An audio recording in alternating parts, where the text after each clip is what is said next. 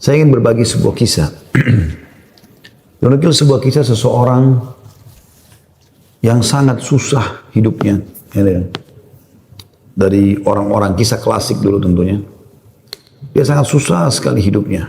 Dan saking susahnya sampai dia bilang, dia ceritakan dirinya, saya cuma hidup dari pendapatan harian saya. Dia bilang satu waktu, saya keluar, ingin mencari rezeki, pada hari itu betul-betul tidak ada sumber rezeki. Kenapa yang saya dapat hari itu yang dipakai makan gitu. Dia bilang saya sudah keliling sana sini tidak ada makanan. Dan sampai saya tidak pulang ke rumah sampai di awal malam, selepas isya lebih. Istri sama anak saya sudah menunggu. Kemudian saya pun pulang ke rumah. Begitu pulang ke rumah, dibuka pintu, disambutlah oleh anak dan istri. Dengan harapan selain menemui saya juga mereka berharap bisa ada makanan dan minuman seperti biasa. Tapi karena istri saya melihat di tangan saya tidak ada sama sekali bekal apa-apa, maka saya pun duduk, kemudian diberikan air putih, lalu dia bertanya, apa hari ini nggak ada bekal makanan? Lalu saya menjawab, sama sekali saya nggak temukan pekerjaan. Saya tidak tahu harus mencari di mana lagi. Lalu kata istrinya, lalu apakah kita harus tidur dalam kondisi kelaparan? Saya sama anak-anak betul-betul belum makan sama sekali dari pagi gitu. Maka kata dia, baik, saya istirahat sejenak, baru saya akan keluar cari rezeki lagi. Mudah-mudahan malam ini Allah berikan kepada kita. Kata istrinya, baiklah kalau gitu. Subhanallah, tanpa mengenal letih, laki-laki yang soleh ini dia keluar dari rumahnya.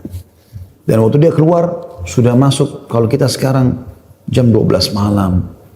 Zaman dulu, belum ada lampu kayak kita sekarang. Mungkin di jam 10 malam aja kalau kita sekarang itu sudah, zaman dulu orang sudah tidur semua. Gelap. Maka dia pun jalan, dia tidak tahu mau kemana sambil dia berdoa kepada Allah SWT, ya Allah, kemana langkah kakiku ini? Aku sendiri belum makan seharian, anak istriku juga belum makan. Berikanlah kami rezeki. Sambil berjalan, dia bilang mata saya tiba-tiba melihat sebuah masjid. Di sekitar rumahnya, tidak jauh dari rumahnya. Gelap, nggak ada lampu kan, zaman dulu belum ada lampu, orang pakai sumbu, pakai minyak, dinyalakan, kemudian baru terang, itu pun sangat kecil penerangannya sebagaimana kita tahu kalau pakai sumbu. Maka dia coba nyalakan api, menyala, kemudian dia wudhu, dia sholat, dia tidak tahu harus buat apa lagi. Mulai dia ada sholat, habis sholat dia berdoa kepada Allah Subhanahu Wa Taala supaya dimudahkan, dikasih rezeki, dikasih segala macam, dan dikeluarkan dari masalah kemiskinan ini. Setelah itu, subhanallah terjadi pada malam itu, penguasa di wilayah itu, kalau kita bisa bahasakan rajanya, gelisah nggak bisa tidur. Dan seperti orang ketakutan akan meninggal dunia. Hatinya terdorong untuk bersedekah.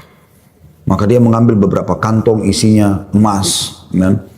Lalu dibawa sama dia, dan dia bilang, ya Allah, hatiku sangat gelisah, aku takut meninggal sementara aku masih belum memiliki bekal yang cukup bertemu denganmu. Maka izinkanlah hambamu ini bersedekah di jalanmu. Dia bawa berapa banyak karung yang dia bisa bawa, karung-karung kecil, bungkusan emas semuanya. Dia naik kuda dan dia mengatakan, ya Allah, dan aku minta petunjuk kepadamu. Aku tidak akan memegang tali kekangan kudaku ini, aku biarkan jalan. Raja tidak minta dikawal oleh siapapun. Tergerak hatinya begitu. Subhanallah dia jalan. Jalan.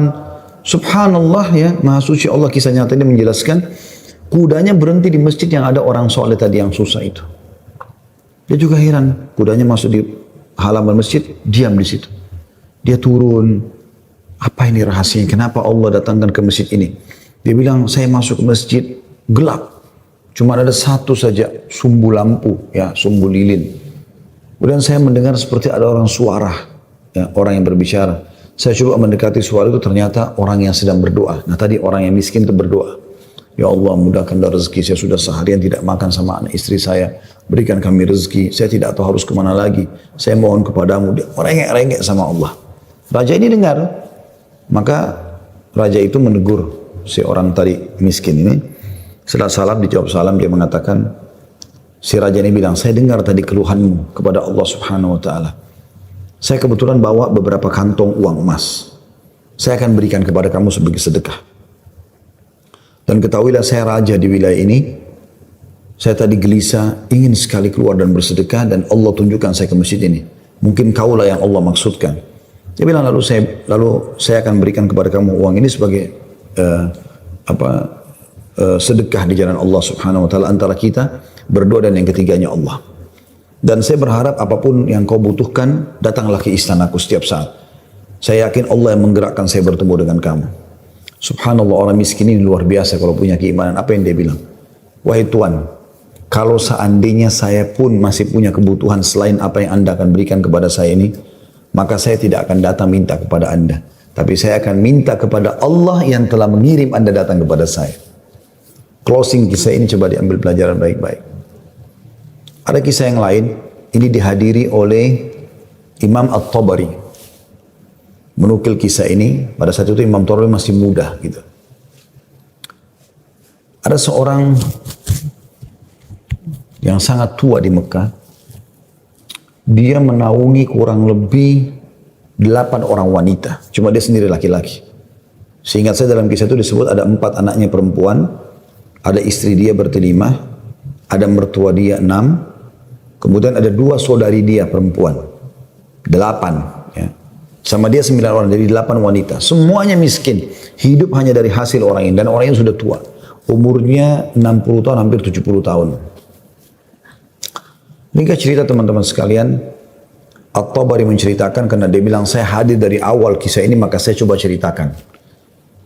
Dia bilang ada seseorang yang tua, miskin. Saya melihat lalu lalang di sekitar Masjidil Haram di Mekah ya. Di musim haji. Dia coba mencari sesuap nasi gitu kan. Kata Imam Tabari. Kemudian dia tidak temukan. Lalu dia pulang ke rumahnya. Imam Tabari tertarik untuk mengikuti orang ini. Sampai akhirnya tiba di rumahnya. Dan dia lihat keadaannya orang ini susah, miskin sekali gitu. Yang jelas dia ditanya oleh istrinya, mirip dengan kisah tadi, apakah ada makanan buat kita hari ini? Kebetulan waktu itu awal Ramadan di Mekah. Mereka tadi sahur, tidak ada makanan, sekarang mau buka puasa juga nggak ada makanan. Maka dia bilang, saya sudah coba tadi keliling mencari makanan buat kita buka puasa, tapi nggak ada. Kemudian dia bilang, coba saya keluar lagi. Keluarlah orang tua ini, jalan jauh dari rumahnya. Apa kira-kira yang harus dia lakukan? Dia harus kerja kemana? Sambil bermunajat kepada Allah, ya Allah berikanlah rezeki. Sampai karena dia capek, dia duduk di sebuah pohon, dibawa sebuah pohon. Kemudian dia sengaja tangannya dia menyentuh tanah yang ada di situ. Kemudian dia menyentuh seperti satu barang keras gitu. Waktu dia lihat ternyata ada kotak di sebelah dia. Dia tidak perhatikan waktu pas mau duduk. Dan kotak ini biasa dipakai untuk ngisi emas gitu. Maka dibuka lah sama dia. Kotak tersebut ternyata betul ada emas dalam. Banyak sekali. Kalau saya tidak salah waktu itu 1000 keping emas ya. Maka dia pun melihat membuka, ini harta yang luar biasa. Di siang hari nggak ada orang di bawah pohon, gitu kan. Dia lihat kiri kanan, nggak ada pemukiman masyarakat di pinggiran sekali, gitu kan. Maka diambil sama dia, dibungkus dengan rapi pada saat itu dengan kainnya, dan dia sempat berpikir terlintas di benaknya syaitan menggoda, gitu kan. Kau orang miskin, kalaupun kau tidak mau mengambil semua, ambillah minimal 1 batang emas atau 1 koin dinar emas ya, yang kau bisa infakkan untuk buka puasa keluargamu. Tapi dia melawan sambil dia mengatakan, tidak bisa, ini bukan hak saya. Kalaupun ini luqata ini seperti harta yang harta yang ditemukan. Kan itu syaratnya harus teman-teman sekalian diiklankan selama setahun ya. Selama setahun Anda iklankan, kalau sudah setahun baru bisa mungkin jadi hak milik Anda. Ya. Yang jelas teman-teman sekalian, dia pulang ke rumahnya, lalu kemudian dia rencana tidak mau sampaikan kepada istrinya. Terus istrinya rupanya karena membuka pintu melihat ada di tangannya sesuatu, maka istrinya bilang, apa kau sudah bawa bekal buat kami? Kata dia, nggak ada. Lalu kemudian dia mengatakan, tapi apa itu? Di bawah bungkusan kainmu. Dia bilang, ini bukan urusan kamu. Dia bilang, saya minta atas sama Allah, jelaskan apa itu. Karena istrinya membawa nama Allah, maka dia mengatakan, ceritanya begini tadi. Istrinya, perempuan, miskin, dengar emas, gitu kan. Perempuan kaya saja dengar emas mungkin tertarik, apalagi yang miskin, yang susah gitu. Maka dia mengatakan, kalau gitu kita bisa gunakan, karena kita orang miskin, dan itu harta yang kau temukan. Kata dia, tidak demi Allah. Kalaupun ini kita bisa gunakan setelah 1 tahun kita iklankan. Tidak boleh sembarangan. Maka istrinya bilang, kalau begitu, mirip dengan tadi godaan awal syaitan. Kalau begitu minimal ambil 1 koin dirhamnya, dinarnya. Kita pakai buka puasa. Halal buat kita sekarang. Kita ini miskin sekali, nggak bisa apa-apa. 8 orang kau harus naungin sekarang. Dia bilang, tidak demi Allah. Kalau seandainya kau sentuh kotak ini ada yang kau ambil, demi Allah kau saya ceraikan. Istrinya kaget dengan kata-kata itu. Akhirnya dia lihat keseriusan suaminya, tidak berani juga. Disimpanlah di rumahnya. Akhirnya tiba waktu buka puasa, mereka buka puasa apa adanya. Air putih saja. Roti-roti kering ada di rumah. Itulah yang dimakan sudah. Besok pagi, selepas sholat subuh di Masjid Haram, orang tua ini pas keluar, ternyata ada 1 orang dari Khurasan. Khurasan ini dari wilayah Irak sama Iran sana ya. Datang, naik di atas sebuah batu dekat Masjid Haram, lalu teriak-teriak. Nah, dia mengatakan, wahai muslimin, wahai orang-orang yang sedang haji, wahai hamba-hamba Allah, saya kehilangan sebuah kotak emas, kotak isinya 1000 dirham emas, 1000 dinar emas. Siapa yang menemukan, tolong kembalikan kepada saya dan semoga Allah balas kebaikannya dengan pahala dan pengampunan dosa, peninggian derajat dan seterusnya. Rupanya si orang tua ini dengar, kotak ini dia yang temukan kemarin. Tapi dia juga butuh. Maka dia mengatakan, wahai Khurasani. Khurasani kayak orang dari Khurasan. Dia tahu ini dari Khurasan. Mungkin dari face wajahnya gitu kan. Mirip-mirip orang Khurasan. Wahai Khurasan, kalau ada orang yang temukan, berapa kau kasih dia? Kemudian kata orang tersebut gitu kan. Khurasan itu, berapa kira-kira dia minta? Kata orang tua ini, minimal aku kasih dia setengahnya. Kata orang Khurasan, tidak bisa. Kalau begitu, kasihlah berapa yang kau mau. Mungkin 1/10-nya. 10% maksudnya. Kata orang Khurasan, tidak bisa. Dia kembalikan karena Allah, dan saya doakan supaya dapat pahala di sisi Allah. Dia miskin. Ini hari kedua Ramadan. Sahur dan buka puasa kemarin pas-pasan cuma dengan roti kering dengan air putih. Sudah tua, umurnya hampir 70 tahun. Mau kerja di mana? Di rumahnya sudah ada emas yang begitu banyak. Godaannya luar biasa. Ya. Ini teman-teman mohon maaf agak panjang saya sampaikan dan saya jawab pertanyaan ini karena saya melihat memang ini permasalahan yang dihadapin sekarang ya. Dan butuh jawaban secara keimanan. Apalagi tadi penanya tadi minta semacam motivasi apa yang bisa disampaikan. Jadi saya harus menyampaikan kisah ini. Mudah-mudahan teman-teman yang sedang menghadapi PHK, lagi susah kayak tadi ibu ini berkeluh kesah, suaminya hanya kuli bangunan, sekarang lagi berhenti dan segala macam. Insya Allah diberikan jalan keluar. Baik, kita kembali ke kisah tadi teman-teman sekalian. Maka orang ini pulang ke rumahnya lalu dia mengatakan, wahai istriku, aku sudah temukan pemilik emas ini. Kata istrinya, alhamdulillah kalau begitu. Bagaimana perkembangan? Tapi saya minta sama dia supaya dia bayar sesuatu. Terus negosiasi dia tanya mau berapa? Saya bilang sekitar setengahnya. Dia nolak. Ya, 1/3-nya menolak, 1/4-nya menolak. Sampai saya terakhir tekankan 1/10-nya saja. Dia juga nggak mau. Dia hanya mau doakan saja. Kata istrinya, coba kau kembali ke dia, siapa tahu dia masih mau negosiasi, ya kan? Dia bilang baiklah.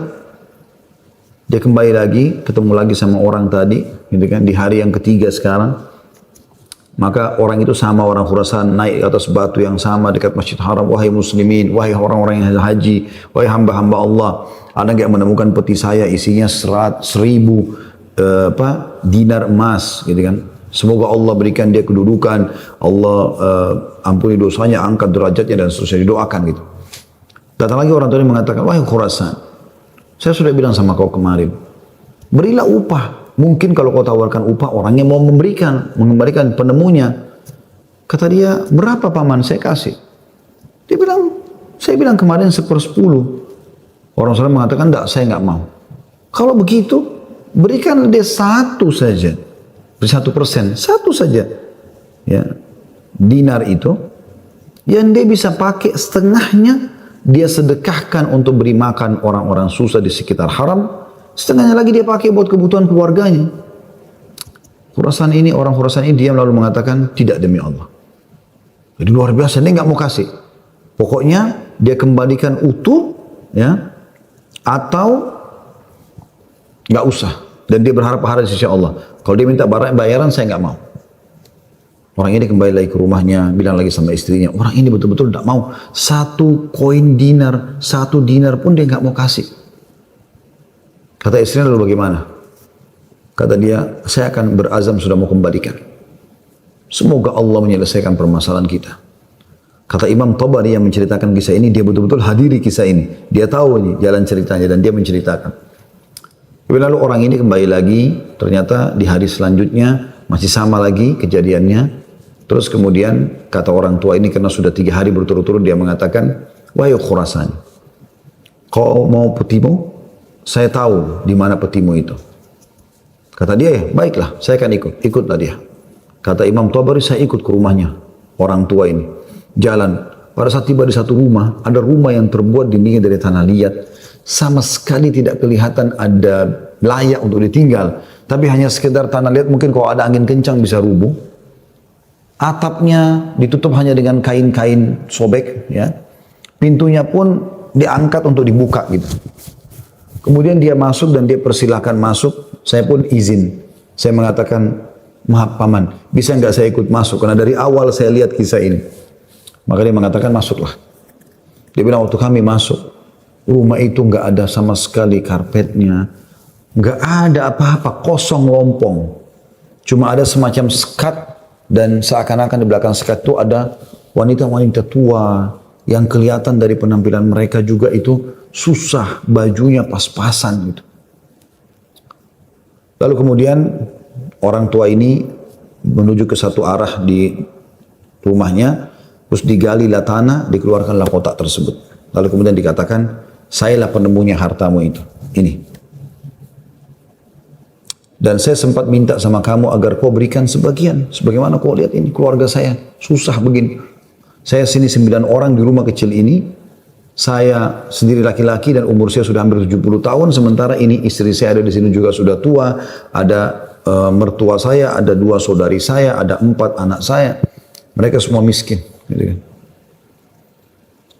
Maka orang Khurasan itu mengatakan, dia buka, dia periksa, ternyata masih utuh 1000. Dia mengatakan, tidak. Saya tidak akan memberikan apa-apa. Lalu kemudian dia angkat, lalu dia keluar. Saya cuma bisa doakan kamu kebaikan. Waktu dia keluar, kata Imam Tabari, semua perempuan-perempuan tadi yang tua-tua ini ada, yang memang bajunya rusuh, seperti orang yang menggigit jari dan kaget ada orang diberikan kembali 1000 dinar, tidak dibayar sedikit pun. Dan tokoh kita ini luar biasa, dia hanya mengatakan inna lillahi wa inna ilaihi raji'un. Dah, kalimat istirja, ini musibah. Ya, sudah menemukan apa dan dia betul-betul jujur, dia jaga, dia enggak ambil karena takut kepada Allah SWT. Dia bilang sementara itu, kata Imam Tabari bilang, saya tidak tahu mau bilang apa. Saya pun menundukkan kepala, serba salah karena waktu itu Imam Tabari masih muda dan belum punya apa-apa gitu. Dia juga mau bantu apa gitu. Dia bilang, tiba-tiba ada yang ketuk pintu. Lalu pemilik rumah ini buka, ternyata orang Khurasan tadi kembali lagi. Kata dia, ada apa wahai Khurasani? Istilahkan Khurasani maksudnya nisbat kepada negeri Khurasan itu ya. Kata orang Khurasan itu, bisa saya masuk? Kata dia, baik silahkan masuk. Masuklah dia. Kemudian dia mengatakan begini ceritanya. Saya ini punya seorang ayah yang meninggalkan 3 peti emas seperti ini. Masing-masing isinya 1000 dinar emas. 1000 dinar emas. Ayah saya waktu mau meninggal, dia mengatakan, 1 dinar emas kamu bagikan sebagai warisan. 1 dinar emas, 1 kotak maksudnya, bukan 1 dinar ya, maksudnya 1 kotak. Berarti 1000 dinar emas, kau bagikan sebagai warisan. Itu sudah banyak sekali. 1 kotak 1000 dinar emas lagi, kamu gunakan untuk pergi haji, kalau aku meninggal. Dan 1 kotak dinar emas lagi, sepertiga hartanya maksudnya, itu kau berikan kepada 1 orang yang sangat miskin dan susah. Saya ingin supaya mereka jadi baik kehidupannya. Maka dia bilang orang Khurasan ini, itulah sebabnya wahai paman, saya tidak mau memberikan Anda 1 dirham, 1 dinar pun. Karena ini amanah orang tua saya. Tapi demi Allah, setelah saya keluar dari sini, saya tadinya memang mau menguji, mau melihat apakah Anda betul-betul susah atau tidak. Ternyata sudah saya lihat tempat Anda dan saya keluar, Anda pun tidak marah, tidak apa. Maka saya melihat Anda orang yang paling layak untuk menerima. Maka ambillah ini semua sedekah atas nama ayahku. Kata Imam Tabari, tiba-tiba orang itu taruh, kemudian dia lari, pergi. Saya berusaha mengejarnya, ingin mengucapkan terima kasih bersama pemilik rumah, kami sudah tidak bisa melihatnya, dia sudah hilang orang itu.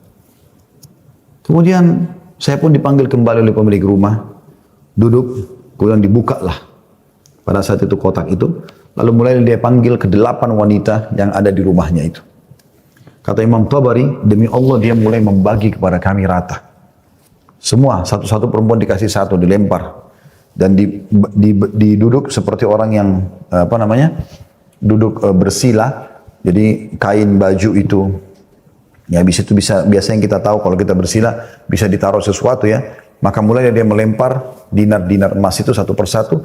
Kata Imam Tabari, ke dia juga satu, lalu dilempar ke saya juga satu. Karena jumlah kami 10, karena kan tadi mereka 9, orang ini sama 8 orang wanita sama Imam Tabari itu 10. Maka kami masing-masing mendapatkan ya 100 dinar. Kan 1000 kan? 100 dinar. 100 dinar banyak sekali udah. Gitu kan jumlahnya. Setelah selesai, lalu dia mengatakan kepada istrinya, wahai istri, bukankah ini lebih baik setelah kita sabar sedikit, Allah menjadikan semua jadi milik kita, daripada kemarin kamu ambil 1 dinar tapi haram. Kemudian dia balik kepada saya, kata Imam Tabari, dan dia mengatakan, demi Allah, baju ini yang saya pakai, dia bilang, hanya ini baju yang utuh di rumah kami. Sebagaimana kau lihat baju-baju ini semua yang dipakai oleh keluargaku, tidak ada yang layak dipakai sholat. Jadi kalau waktu sholat tiba, saya sholat dulu, kemudian saya sembunyi di satu tempat, baju ini saya buka, dipakai oleh istri saya, dipakai sholat. Habis itu dibuka, dipakai sholat oleh mertua saya, dibuka, dipakai sholat oleh saudari saya, oleh anak saya. Satu baju. Kata Imam Tabari, saya berterima kasih padanya, kemudian saya pergi. Saya menemukan harta itu sangat berkah dalam hidup saya, dia bilang. Dan saya pada saat itu ingin berterima kasih, saya ingin membeli sesuatu yang bisa dipakai buka puasa, maksudnya datang ke tempatnya dia. Saya temukan ternyata perempuan-perempuan yang tadinya mereka bajunya kumuh, sudah berganti baju, mereka bawa makanan-makanan, mereka buka puasa dengan light. Kemudian saya pulang, dia bilang, kata Imam Tabari. Beberapa tahun kemudian saya datang lagi ke Mekah, saya datang ke alamat yang sama, rumah itu sudah tidak ada, saya cari tahu ternyata orang tua ini sudah meninggal, dan saya temukan anak-anaknya yang perempuan 4 itu, semua menikah dengan tokoh-tokoh masyarakat Mekah, orang-orang kaya, dan keluarga mereka menjadi orang yang mampu semuanya. Butuh kesabaran akhi dan ukhti. Yakinlah, Allah tidak akan membuat kita susah. Allah tidak ingin itu. Tapi cobaan lagi datang, apalagi bukan kepada anda sendiri. Selanjutnya juga saya sarankan sunnah Nabi SAW, kalau kita sedang diberikan cobaan, lihat orang yang di atas kita. Lihat orang yang lebih susah. Kalau kita pincang, na'udzubillah, puntung kakinya 1, lihat orang yang puntung kakinya 2. Puntung kakinya 2, lihat orang yang juga puntung tangannya. Puntung kaki dan tangannya, lihat orang yang buta. Selalu orang yang lebih susah. Sehingga kita selalu tahu nikmat Allah begitu besar kepada kita. Kadang-kadang teman-teman saya lihat ada orang berkeluh kesahnya luar biasa, padahal sebenarnya masalahnya kecil dalam hidupnya. Masalahnya masih bisa dia laluin, tapi dia besar-besarkan masalah itu. Sehingga akhirnya dia tidak bisa melalui cobaan dengan baik. Apa kata Umar radhiyallahu anhu tentang masalah ini? Orang yang Allah berikan cobaan kepada dia, dan pasti Allah akan uji hamba-hambanya. Sebagaimana Allah jelaskan dalam surah Al-Baqarah, ya, ayat 155 ya. A'udzubillahi minasyaitonirrajim. Walanabluwannakum bisyai'in minal khauf. Kami pasti akan menguji kalian dengan sedikit takut. Minal khaufi wal ju', rasa lapar. Wa naqsi minal amwali wal anfusi wath thamarat, dan kekurangan jiwa. Yang orang kita cintai meninggal, harta juga kurang, hasil panen juga kurang, pekerjaan tidak ada, di PHK, kayak sekarang masa pandemi. Wabashshirus sabirin, dan sampaikan kepada orang-orang yang sabar. Siapa mereka ya Allah? 156-nya. Alladzina idza asabathum musibatun qalu inna lillahi wa inna ilaihi raji'un. Mereka yang kalau ditimpa musibah mereka mengatakan kami milik Allah, kami akan kembali kepada Allah. Lalu Allah bilang apa? Ulaika, mereka lah. Alaihim salawatu min rabbihim wa rahmah. Mereka akan dapat ya jalan keluar dan rezeki dari Tuhan mereka. Wa ulaika humul muflihun, dan mereka adalah orang-orang yang beruntung, gitu kan? Dari sini teman-teman sekalian, Anda sabar dalam melaluinya dan lihat orang yang lebih berat. Insya Allah akan ada jalan keluar. Tidak mungkin tidak. Yang penting teman-teman di saat kita lagi genting, terus bergerak. Terus berusaha, terus ikhtiar. Terus berdoa kepada Allah SWT. Saling dukung-menukung, jangan saling menyalahkan. Jangan Anda menyalahkan suami yang mungkin lagi stres juga pengen cari kerjaan. Jangan juga suami berhenti total dari usaha. Apa saja. Mungkin rezeki Anda ada pada tetangga Anda, mungkin ada rumah yang mewah, yang bagus di dekat rumah, tawarkan diri. Betul-betul masa pandemi ini saya kuli bangunan, saya nggak bisa kerja apa-apa, rumah saya di sebelah sini. Ada yang bisa saya kerjakan, bersihin kebun kah, ke taman kah, di sini. Apalah ya, cuci mobil, kan bisa apa saja. Mungkin rezeki di situ. Siapa tahu Allah SWT gerakkan mereka orang-orang kaya tetangga Anda itu, justru mereka bisa menyiapkan buka puasa, sahur. Alhamdulillah, kehidupan bisa berjalan. Gitu kan?